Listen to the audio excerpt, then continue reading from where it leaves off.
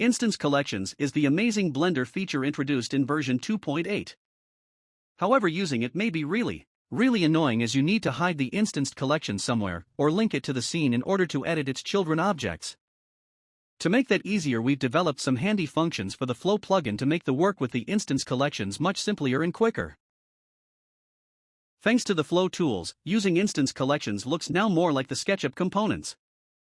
You may directly access the selected instance to edit its object, and also use the nested instances for the more complex groups.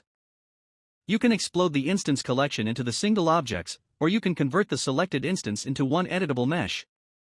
But, the most important, from now you can easily convert any selected objects into the instance collection just with one mouse click. To create the instance collection, let's add some objects to our scene. Now when you're ready, select those objects that you want to convert into an instance. The last selected object will be active one. I recommend to set its origin in the spot that you want to be a placing point if you are going to use this instance later. It will make putting the object in the scene easier and faster. In my case, I'll set the origin in the bottom of the cube. When you're ready, click Selection to Instance, type the instance name and click OK. The selected objects will be automatically replaced by the instance collection you've just created. To add more instances of that collection to your scene, you may simply duplicate it by clicking Ctrl+D or Ctrl+Shift+D to immediately move the duplication to the 3D cursor. You can also add the instance collection from Shift plus a menu, Instance Collections, by selecting your instance's name from the collections list. It is a built-in operator, and it works really similar to the Flow Add Asset from Library function, placing the instance in the 3D cursor. When you have your instance made but you want to make some changes, just select the instance and click Edit Instance in the Flow panel.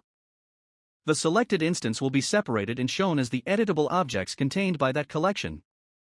I will change the shape of one of those cubes. When editing is done, click Close Edit. If you had any other instance collections inside your edited instance, you may also select it and edit by clicking Edit Nested Instance. When we are back to our default view, you may see that all the instances have the recent changes.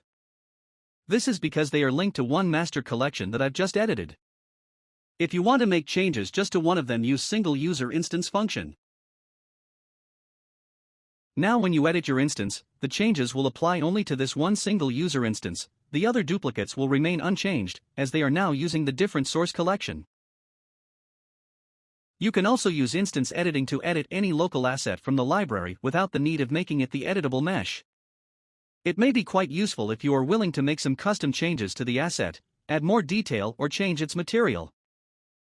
You can also change the collection both to the set of initial objects or to single editable mesh with all the modifiers applied.